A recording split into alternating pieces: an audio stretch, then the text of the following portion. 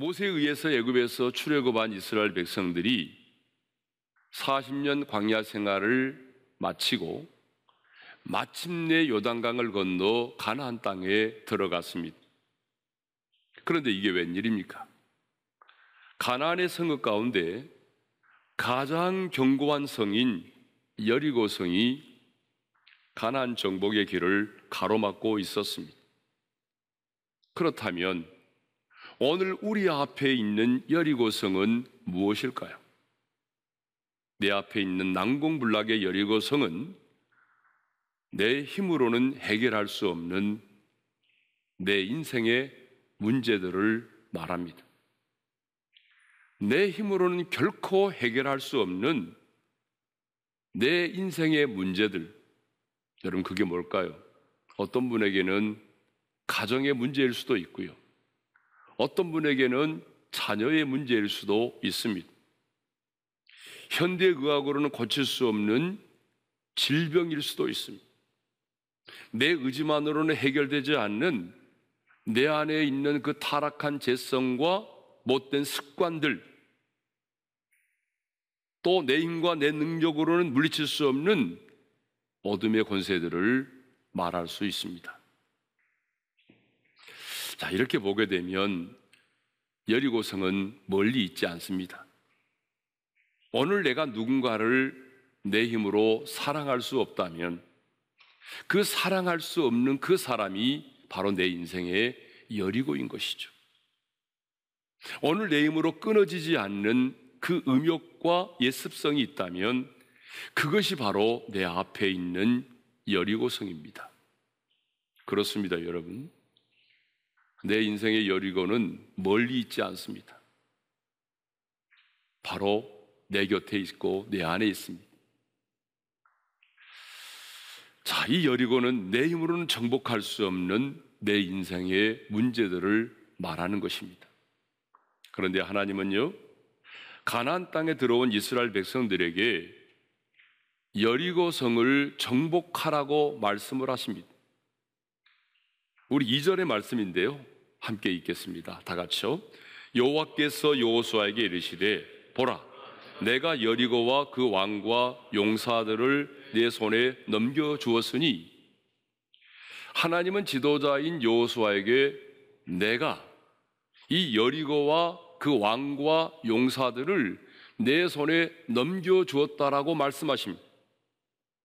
그리고 이제 3절 이하를 쭉 보게 되면 하나님께서 친히 작전 명령을 내리십니다. 자, 우리는 이 사실을 통해서 뭘 알 수 있습니까? 가나안은 그냥 얻어지는 것이 아니라 투쟁과 정복을 통해서만 얻어지는 곳임을 알 수가 있습니다. 하나님은 출애굽한 이스라엘 백성들에게 젖과 꿀이 흐르는 가나안 땅을 약속을 하셨습니다.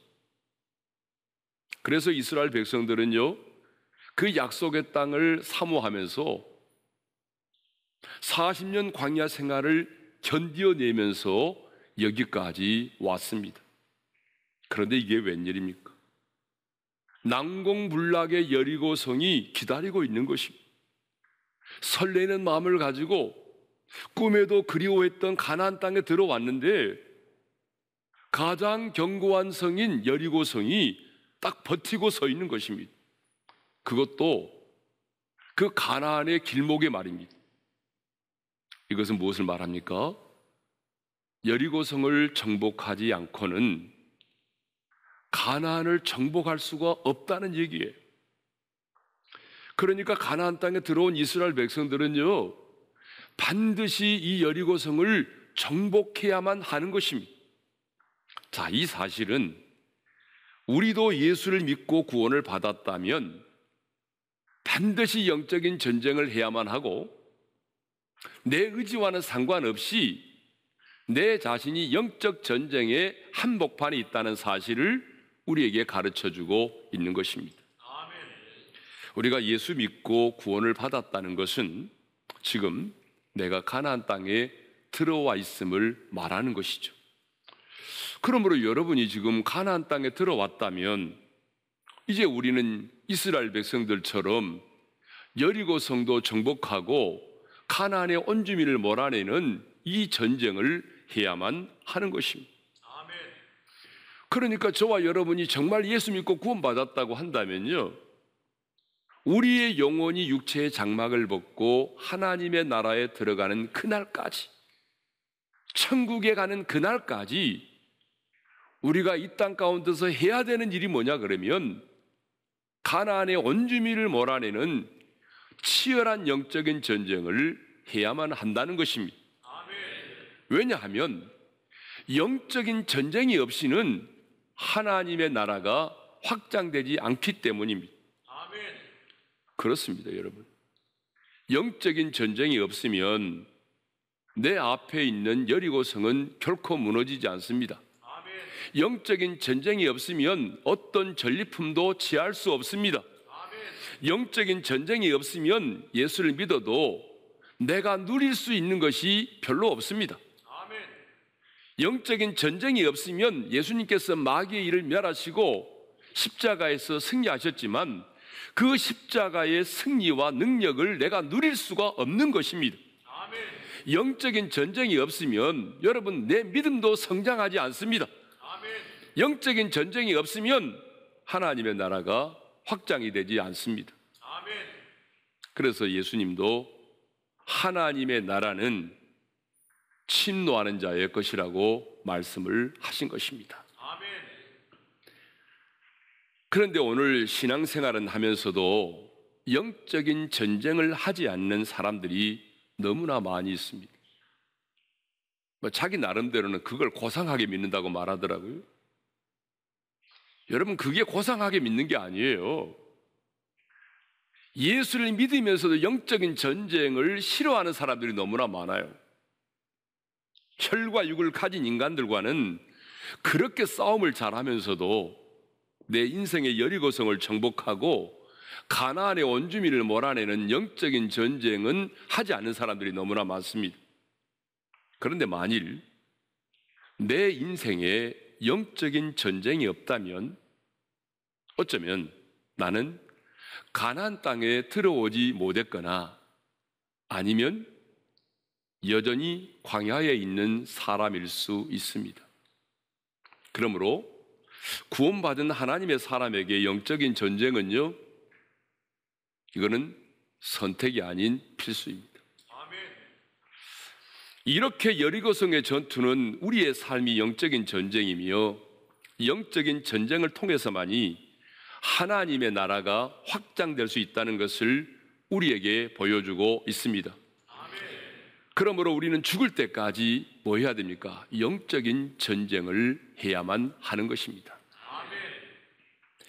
자, 하나님은 이렇게 이스라엘 백성들에게 여리고를 정복하라, 그렇게 말씀만 하신 것이 아니고 어떻게 여리고를 정복해야 할 것인지 하나님은 그 작전에 대해서 명령을 하셨어요.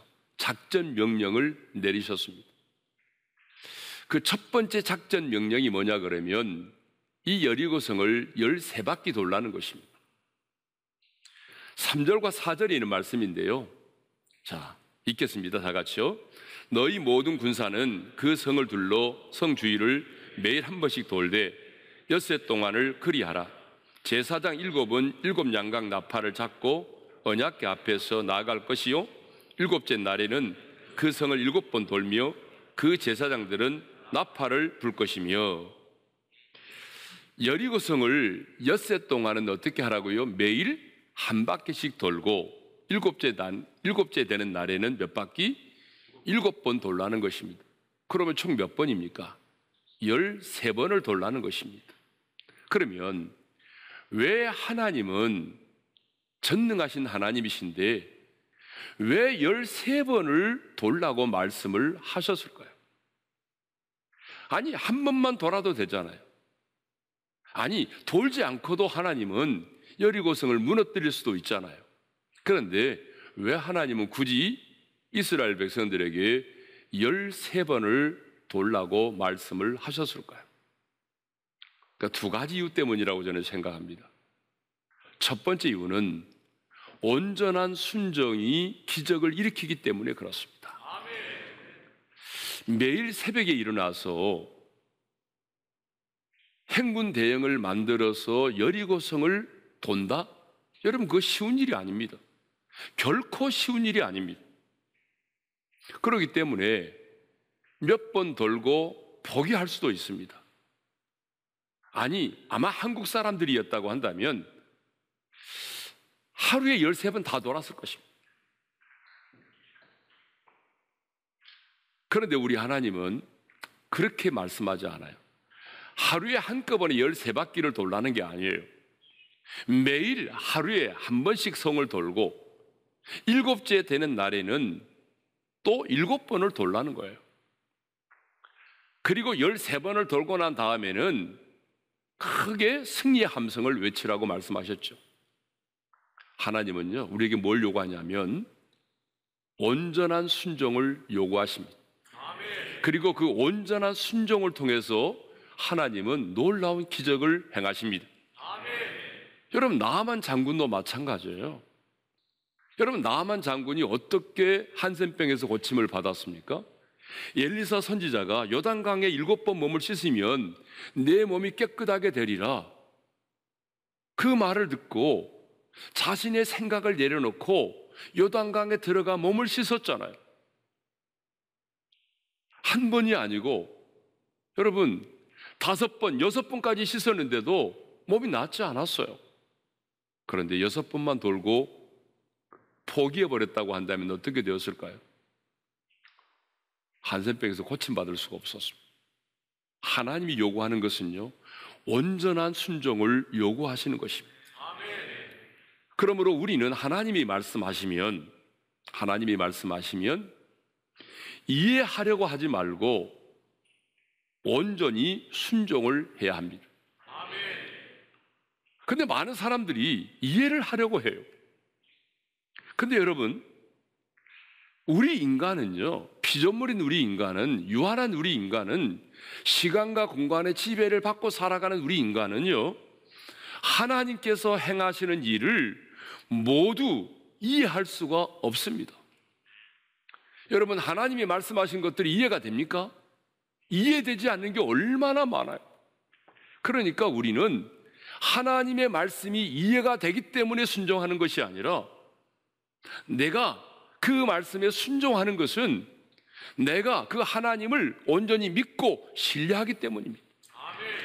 내가 하나님을 신뢰하기 때문에 여러분 이해되지 않아도 순종하는 것입니다. 한 성직자가 이렇게 말을 했습니다. 한 번의 순종이 상황을 바꾸지 않을 수 있다. 그러나 온전한 순종은 반드시 상황을 바꾼다. 여러분, 맞습니다. 내가 한 번 순종했다고 해서 어떤 기적이 일어나던가요? 또 여러분이 몇 번의 순종을 했다고 해서 어떤 기적이 일어나던가요? 물론 한 번의 순종을 통해서도 기적이 일어나는 경우들도 있어요. 그러나 많은 경우에 보게 되면 내가 몇 번 순종했다고 해서, 또 내가 한 번 순종을 했다고 해서 상황이 바뀌어지고 기적이 일어나는 경우는 많지 않습니다. 그러나 분명한 사실은 온전한 순종은 상황을 바꾼다는 것입니다. 온전한 순종은 반드시 기적을 일으킨다는 것입니다. 왜 하나님은 13번 돌게 하셨을까요? 그 두 번째 이유는요, 하나님만을 온전히 의지하도록 하기 위함입니다. 여러분, 한번 생각해 보십시오. 이스라엘 백성들이 매일 그 여리고성을 돌면서 무슨 생각을 했을까요? 그들은 여리고성을 돌면서 두드려도 보고 만져도 보고 들여다도 보았지 않겠어요? 그러면서 내린 결론이 뭡니까?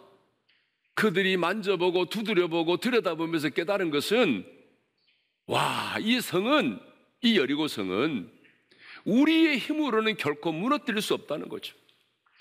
하나님이 도와주지 않으면, 하나님이 함께하지 않으면 이 성은 결코 우리 힘으로는 무너뜨릴 수 없다. 그래서 결국 뭐예요? 하나님을 의지할 수밖에 없게 만든 거죠. 자, 하나님의 첫 번째 명령, 하나님의 첫 번째 명령은 13바퀴 돌게 하는 것인데, 왜 13바퀴를 돌게 했느냐? 온전한 순종이 기적을 일으키기 때문이고, 마침내 하나님만을 온전히 의지할 수 있도록 하기 위함이었다라고 하는 거죠. 자, 두 번째, 하나님의 작전 명령이 뭐냐 그러면 하나님께 집중하라고 하는 것입니다. 하나님께 집중하라. 그래서 6절에서 9절을 보게 되면요, 하나님은 이 여리고성을 돌게 할 때에 그냥 도는 것이 아니라 행군 대형을 만들어서 여리고성을 돌게 했습니다. 그 행진 대형을 보게 되면 무장한 자가 가장 앞에 서고, 그 다음에는 제사장들이, 나팔을 든 제사장들이 서고, 그 다음에는요 언약궤가 있고, 그 다음에 언약궤 뒤에는 일반 백성들이 따르도록 되어 있었습니다. 그러니까 이 행군 대열의 한 가운데에 뭐가 있어요? 언약궤가 있다는 것입니다. 여러분, 무슨 얘기입니까? 하나님은 앞서 행하시는 하나님, 우리 가운데 계시는 하나님이시다라고 하는 것입니다. 그러니까 여러분, 영적인 전쟁을 할 때는 앞서 행하시는 하나님을 바라보라는 거죠. 영적인 전쟁을 할 때는 우리 가운데 계신 그 하나님을 바라보라는 거죠. 하나님께 집중하라는 거예요. 여러분, 영적인 전쟁을 할 때 가장 중요한 것은요, 내가 초점을 어디에 두느냐가 중요합니다.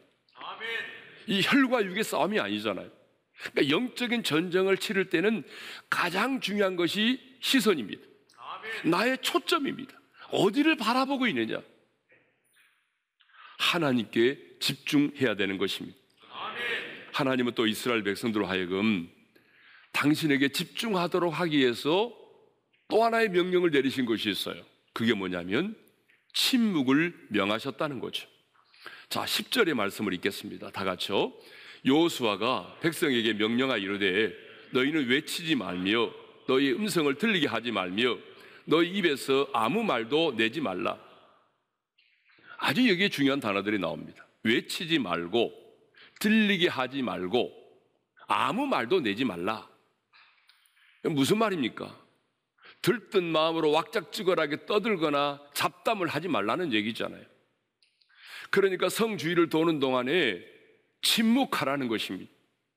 하나님은 이스라엘 백성들에게 말할 수 있는 그 자유를 빼앗아 버리셨어요. 한 사람도 아니고 적어도 100만 명이 넘는 그 많은 사람들이 행군을 하면서 침묵을 한다? 여러분, 이건 정말 어려운 얘기입니다. 그러면 왜 하나님은 아무 말도 하지 말라고 하셨을까요? 두 가지 이유 때문입니다. 그 첫 번째 이유는 하나님의 언약궤에 집중할 수 있도록 하기 위함입니다. 여러분, 침묵하지 않으면 하나님께 집중할 수가 없습니다. 여러분, 침묵하지 않으면 제사장의 양각 나팔 소리를 들을 수가 없습니다. 그러니까 하나님께서는 지금 그 이스라엘 백성들에게 침묵을 강요하신 것입니다. 부정적인 생각과 말은 하나님께 집중하지 못하게 만듭니다. 그러므로 여러분, 우리는 진리를 거스르는 일이 아닌 이상 부정적인 말을 해서는 안 됩니다. 특별히 영적인 전쟁을 하는 사람들은요, 입술을 잘 지켜야 됩니다. 신앙생활에서 가장 중요한 것이 뭐냐면 하나님만을 바라보며 하나님께 집중하게 하는 것입니다. 영적인 전쟁에 있어서 가장 중요한 것은 바로 적군의 숫자와 상황이 아니라 바로 마귀의 일을 멸하시고 승리하신 그 예수님께 집중하는 것입니다. 여러분, 기도도 마찬가지예요. 집중이 중요합니다. 그래서 엘리야도 비가 내리기를 위해서 기도할 때에 오직 주님께만 집중하기 위해서 땅에 꿇어 엎드려서 자신 얼굴을 두 무릎 사이에 넣고 기도를 했던 것입니다. 왜 하나님께서 그들에게 침묵을 강요했느냐? 그것은 언약궤에 집중하도록 하기 위함이고, 또 하나의 이유는 이 부정적인 생각이 부정적인 말로 나오게 되고 부정적인 바이러스를 백성들에게 감염시킬 수 있기 때문에 그렇습니다. 그런데 사탄은 늘 우리로 하여금 하나님께 집중하지 못하도록 한다는 것입니다. 언제나 사탄은 내 자신에게 집중하게 만듭니다. 사탄의 전략이 뭡니까? 내 자신에게 집중하게 한다는 거죠. 내 자녀에게 집착하게 한다는 것이죠. 내 과거의 아픔과 상처에 집중하게 만드는 것입니다. 그러나 여러분, 하나님의 사람이 내 자신에게 집중하게 되면 실패합니다. 아니, 여러분, 목사에게도 집중하면 실패하는 것입니다. 오직 믿음의 주여 온전케 하신 예수 그리스도에게만 집중을 해야 하는 것입니다. 그러면 마지막으로 하나님께 집중한다는 것은 구체적으로 무엇을 의미할까요? 그것은 하나님의 약속의 말씀을 붙들고 믿음으로 순종하여 나아가는 것을 의미합니다. 자, 2절과 3절에 보면 이런 말씀이 있습니다. 다 같이 읽겠습니다. 시작. 여호와께서 여호수아에게 이르시되 보라, 내가 여리고와 그 왕과 용사들을 내 손에 넘겨주었으니 너희 모든 군사는 그 성을 둘러 성 주위를 매일 한 번씩 돌되 엿새 동안을 그리하라. 자, 여호수아가 이스라엘 백성들을 이끌고 이렇게 말씀을 따라서 여리고 성을 돌 수 있었던 것은 약속의 말씀 때문이었습니다. 여러분, 여호수아가 이스라엘 백성들을 이끌고 여리고 성을 이렇게 돌 수 있었던 것은 자기 스스로 어떤 창안해낸 전략이 아니었습니다. 하나님의 약속의 말씀 때문이었습니다. 아브라함도 갈 바를 알지 못했지만 내가 너로 큰 민족을 이루고 내게 복을 주고 내 이름을 창대케 하리니 너는 복이 될진지라는 이 약속의 말씀 때문에 갈대아 우르를 떠날 수 있었던 것입니다. 모세도 너는 애굽으로 내려가 내 백성을 구원하여 내라고 하는 이 약속의 말씀이 있었기 때문에 애굽으로 내려가 자기 백성을 구원하여 내었던 것입니다. 다윗도 이 전쟁은 내게 속한 것이라고 하는 하나님의 약속의 말씀이 있었기 때문에 전쟁에 나아가서 승전거를 울릴 수 있었던 것입니다. 베드로도 깊은 곳에 그물을 내리라고 하는 약속의 말씀을 붙들고 나아가 여러분, 그물을 던져서 깊은 곳에 그물을 던져서 그물이 찢어질 정도로 많은 고기를 잡았던 것이죠. 이렇게 하나님의 작전 명령에 따라서 순종했을 때에, 마지막에 승리의 함성을 외쳤을 때에 난공불락의 여리고성이 무너져 내렸습니다. 사랑하는 성도 여러분, 오늘 우리 앞에는 내 힘으로 해결할 수 없는 인생의 여리고가 있습니다. 여러분, 지금 우리가 당면하고 있는 코로나19 바이러스도 우리 힘으로는 해결할 수 없는 바로 우리 앞에 있는 난공불락의 여리고성이라고도 할 수 있겠습니다. 그런데 하나님은 오늘 저와 여러분에게 말씀하십니다. 여리고를 정복하라. 그러면 어떻게 하면 여리고를 정복할 수 있을까요? 내가 처해 있는 상황과 환경만을 바라보지 말고, 사람만을 바라보지 말고 하나님께 집중하십시오.